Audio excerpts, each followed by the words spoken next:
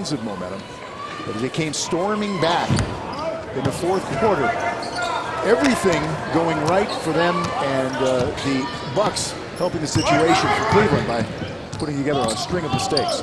37-24 in that fourth quarter to get Cleveland knotted up.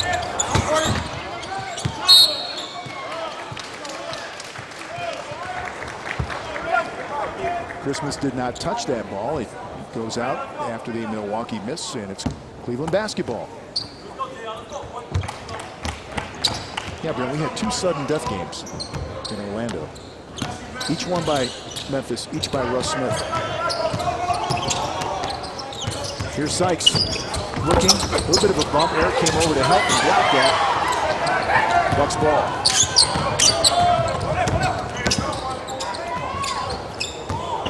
Randall slips to Clark. Clark with a miss.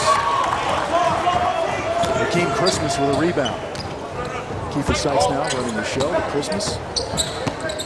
Seeley would be a good guy to get it to, or maybe Joe Harris if you're Cleveland. Joe Harris will not hesitate and hits a 3.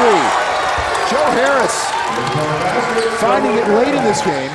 He's now 4 of 8 from 3 with 13 points, so better late than never. Interesting to watch Kilpatrick. He had his feet in the wrong positions, had to shift them, and while Joe Harris saw that, he just let one rip. Eric up top. Finally to Kilpatrick. Clark again. In and out. Good defensive possession by the Cavs. As we are under 30 seconds to go in the OT. 2 minutes goes by in a blink of an eye.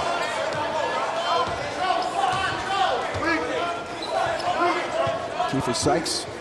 Randall on him. High screen from Christmas. Sykes will pull the trigger and hit. Wow. How about this? Sykes is another guy who rallied himself back in this game. Another horrible start for a Cavalier. But he's now 5 of 10, 11 points in the game. And the Cavaliers up by 5, Brent. Great response. Joe Harris knocks down that 3 ball, and then Sykes on the high pick and roll, instead of going in, takes the jump shot. As you'll see Eric backing up. Nice job of recognition there on the space, and the Cavs now up by 5 points with just a shade under 13 seconds to go. And this is the Cavaliers' biggest lead of the game. Largest lead for the Bucks was 21 in this game. And the Cavs stormed all the way back. And we hope you're enjoying the first overtime game of Las Vegas Summer League.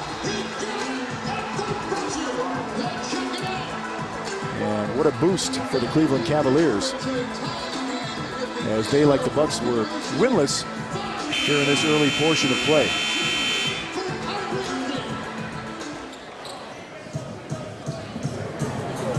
Now on the Bucks for Randall to try to get the Bucks into a set here where they could find a decent shot. And a lot of times here we've seen Clark be the guy at the top of the key who's kind of bailed out a lot of possessions, but he's just 2 of 15 on the game. And maybe they'll try and get off the center of the court here, Vince, and see if they can work something on the side of the court and open up the weak side in some way. It's Randall. Randall stepping back. That's a 3-point attempt. That's in and out. Eric had the rebound and then lost it. It looked like he was just going to grab and stuff it back home, but he had a moment of hesitation, and that was the difference. Great call, Vince. He was in between, I think, the tip jam attempt here, but I don't think he was quite high enough, then losing the ball, and then out of bounds. It was really a great job by Michael Eric. He fought for position, got the basketball, but just, like you said, sort of in between. And it's out of bounds.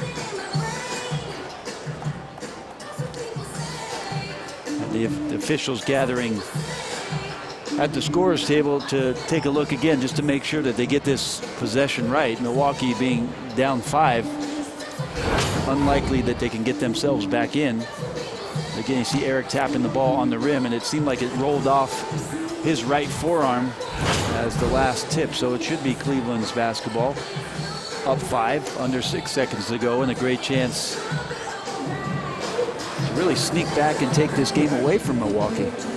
That's exactly right, Brent. It was totally snatched away.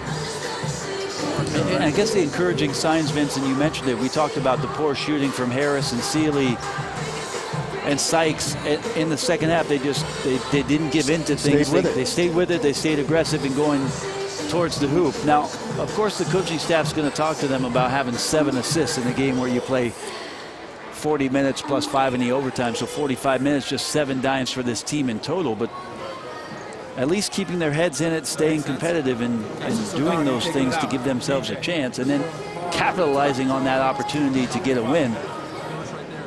A nice job. And for Joe Harris, since we have talked about him at length during this game, nice to have him be a part of the impact of them getting into the game. Large 3 there to start the overtime. No, that's an absolute boost for them, not only in this game, but moving forward now. That they can lean on Joe Harris, who's a guy with, you know, all the experience last season. But I like what you said, Brandon. Really, I think the lesson, and you know this, you know, you may play 3/4 of a game, or maybe even more than that.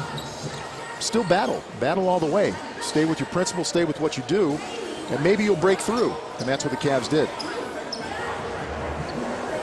Now the all-important inbound pass here by Pointer, just to get possession for Cleveland in without turning the ball over, which cost the Bucks earlier. And Sherna is going to be fouled by Vaughn. Rashad Vaughn. Their first roll. First in the final 2 minutes. Now the Cavs will inbound again. Sir Dominic very confident with that entry. Foul call in the backcourt on number 20, Rashad Vaughn. You know, I talked with coaches on the set, Brad, about how important that inbound man is. You know, it's like not just anybody. You know, those guys, you're there for a specific reason. You're chosen for a specific reason. I forget who you were bringing that point up to in Orlando, but I heard the conversation that you guys had. Obviously, so much great analysis from my analysts, from your guys, 3D and GA there, Greg Anthony. But the idea too about the inbound passer, Sherna gets another chance here to knock it down, is that guy has to know all the plays as well. Has to know all the plays and then the different options, not just option 1. And it is over. The Cavaliers have come all the way back, down 21 in this game. They win in overtime, 94-87. Jen Hale will have the post-game interview on the other side of the break. Stay with us on NBA TV.